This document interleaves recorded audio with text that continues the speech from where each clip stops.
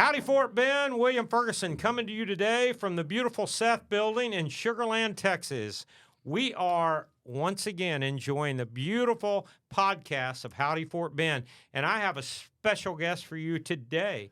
I got to tell you, I'm intentionally in control today. I'm having fun with this, and this special guest, you can't even see him yet. So what I'm going to do is include him and say, good morning, Alan Bogard. Good morning, William, and thank you for having me on your new venture. Oh, it is so much fun because all it is, Alan, is a new way to tell the community what's going on. Isn't that great? That's outstanding. We Yes. need those avenues. So, Alan, there's so much history that I'm looking forward to hearing from you and sharing about what I believe and blah, blah, blah. But today, you ready for this? Yes, sir. Today is all about Alan Bogard. Well, thank you. Okay, so Alan, my format here, I tell everyone, is simply I'm going to ask you probably 3 questions. They're real simple questions, but where I want to start first, and I'm even going to flip this over to you. So I want you to tell not just me, but I want you to tell the viewers, what is the deepest reason that has motivated you to put your life on hold and engage us? I am dying to hear, like, the number one reason you are engaging this. Well, I am a lifelong public servant. I have been serving residents of the state of Texas for a long time, 40 years. Wow. I hate to say it. Wow. Wow. Including 20 years as Sugar Land city manager. I left the city in 2020, and I continued my public service on some boards, the Gulf Coast Water Authority Board of Directors, for example. But I've seen some things going on at Fort Bend County that is drawing me to service again. Wow. And that's why I am getting back in it. That's why I believe I have a unique set of skills that can really add value to the Commissioner's Court. Well, I personally like that a lot. Now, I'm still mad at you. You don't know it yet, but I'm gonna make you fully aware of why I'm mad at you. So when you left in 2020 is when I started office, and I sure could have used more of Alan Bogard when I started office. You know, the joke is when you become a city council member in Sugar Land, you begin to drink from a fire hose, right? Yes, and sir. you were gone at the time, and I'm Yes. still mad at you about that. But I do want to say this in front of the world that I can. Alan, thank you for your service. Our city is great and sweet and wonderful and inclusive because of great leaders, men like you, that came before me. And my hope is I can continue to carry that forward because without you starting it, it's going to be hard for me to finish it. So we're going to keep on going. So I want to start with this. So, Alan, why Alan Bogard? Well, I have, as I said, extensive experience in managing local government, whether that is law enforcement services or basic services like streets and drainage, and then financial management. Sure. I set the city of Sugar Land on a resilient, successful path, and I believe that that type of leadership is needed at the county courthouse. Wow. You know what? I can't disagree with you. Okay. So I'm not going to try. So the second question is, why now? Why Alan Bogard in 2024? Why now? Well, Fort Bend County is at a crossroads in my mind. I agree. And it is at a crossroads with the current leadership where it appears to me that they are attempting to provide many services and projects that have traditionally been provided by cities. And that, I believe, is an unsustainable model. We have growth that is unbalanced with primarily residential, and we need an aggressive economic development program at the same time as a real breakdown in cooperation amongst the different sectors within the county. So we need some new independent leadership there as well. And I have extensive experience in bringing economic development to the city of Sugar Land.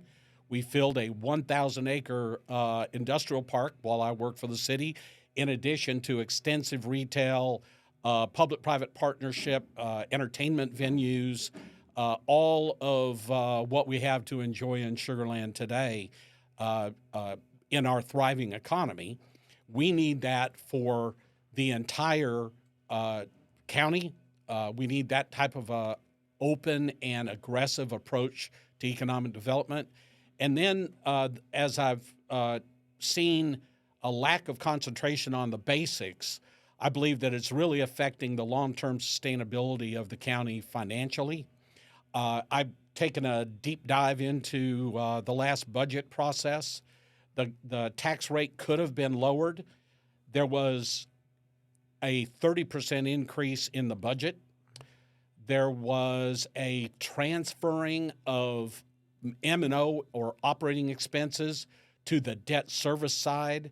For example, they changed the way that they buy equipment rather than paying cash. They switched it to long-term debt. All that does is add additional cost to the taxpayer. So there's just some real short-term decision-making. And as I said, the involvement in projects that have traditionally been municipal projects, I think the epicenter is a perfect example of that, where the taxpayers are now on the hook for $27 million of operating costs just for the next 3 years. And now, as of last week, this is news, as far as I know, I'm hearing that they're looking at a brand new fancy hotel that the county's also going to take the lead on financing. So there's some real issues that are out in front of the county, and I want to help direct and lead the county into the proper direction moving forward. You do know you're killing me here, because I want so bad to get into each one of those subjects, because this conversation is rare, to be candid with you, especially publicly. This is rare that the public gets a look or an understanding of some of these projects. And I feel like sometimes I know too much about them, and that's why I get frustrated as well. I am so grateful that you are making this public. I am so grateful, because the community, here's what I've learned, and Alan, I think you've probably seen this in your career. Our community trusts that we are doing the right thing for them. And sometimes debt is not the right thing for them. That's correct. It may be shiny, it may look pretty, but at the end of the day, debt is not always good, especially when the timing's bad. So I'm not going to get into those subjects because you're killing me, but you've got to promise me you will come back and we are going to have in-depth conversations about this. I would love to. I think one of the things that I specifically have to offer is independence. Right. It's independence in a variety of different ways. My campaign is being paid for primarily by me. Wow. I don't owe anybody any IOUs like some of the other candidates. Have political IOUs that are going to be coming due after the election. Right. I am independent of the political leadership of the Democratic Party. I am Democrat, and I'm proud of that, but I'm also financially conservative and prudent in decision-making.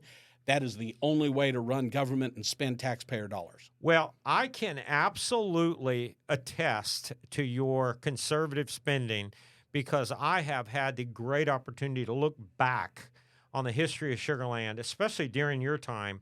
And I have seen you guys, you made some amazing decisions. You and the council, you guys made some great decisions that puts the city of Sugar Land, again, in the lead in Fort Bend County. We are the largest city in Fort Bend County. We have the lowest property tax rate of 0.35 given our size.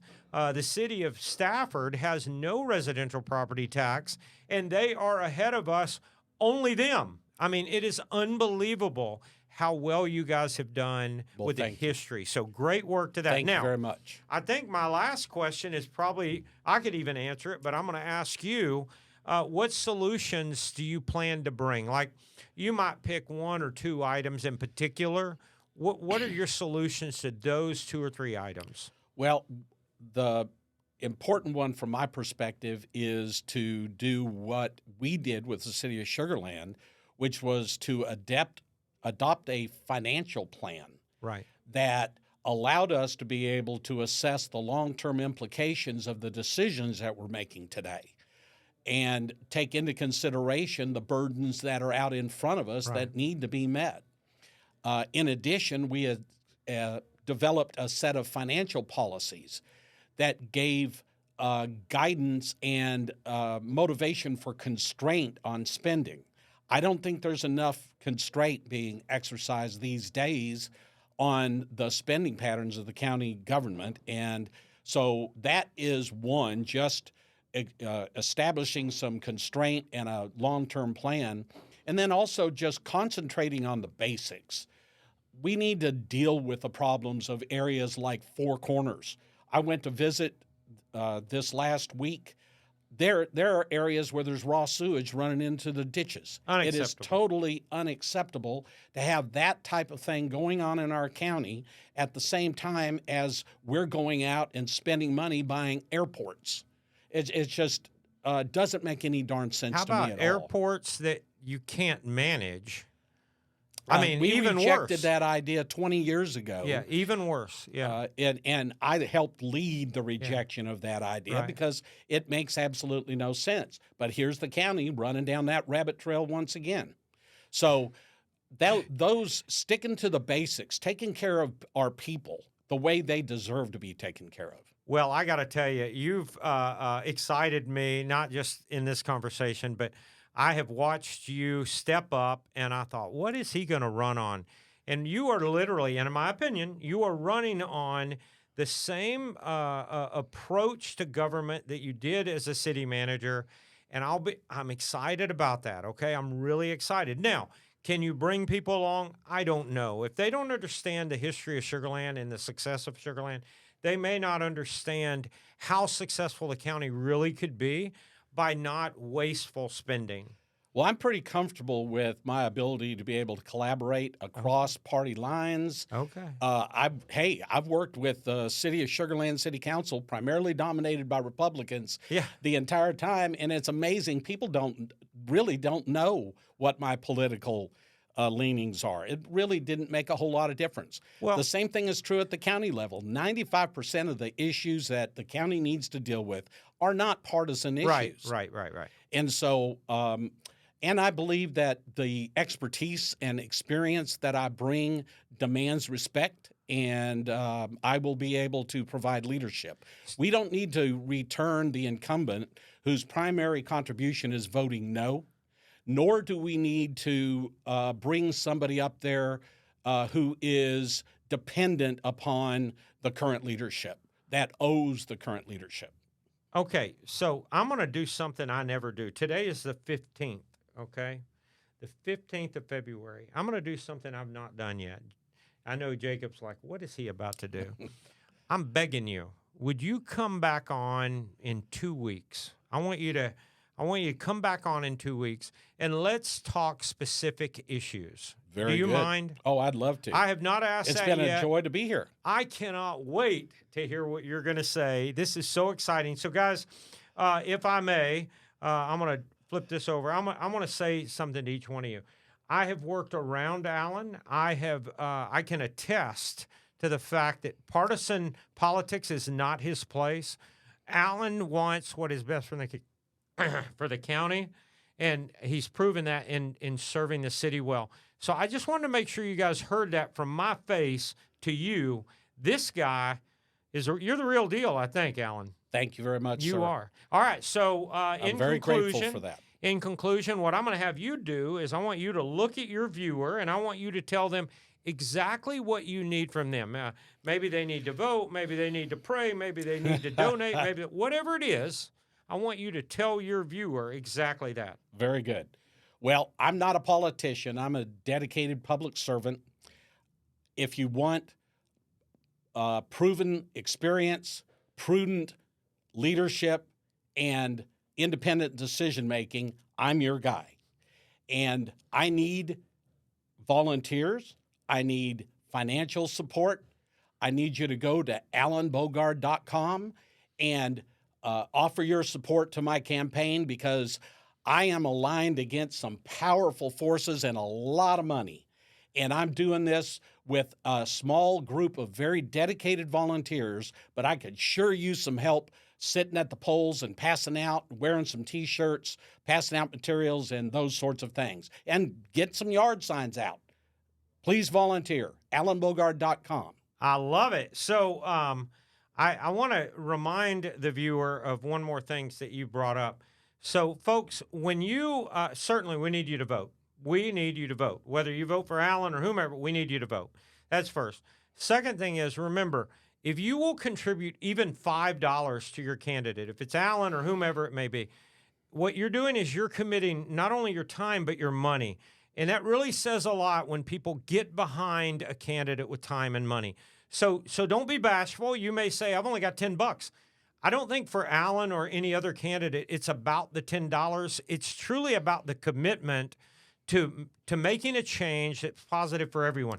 So my challenge is time and money is helpful. Tell your neighbors, educate your neighbors, get involved, because you got men like Alan here that are doing all they can to put their lives on hold and serve you. So, Alan, thank you for coming, and I expect to see, we're going to do this again in 2 weeks. Early voting starts February 20th. There you go, February Election 20th. Day, March 5th. That's it. Democratic primary, Alan Bogard. That's it. All right. Hey, bless you guys, and howdy, Fort Bend. Good to see you. We'll see you soon.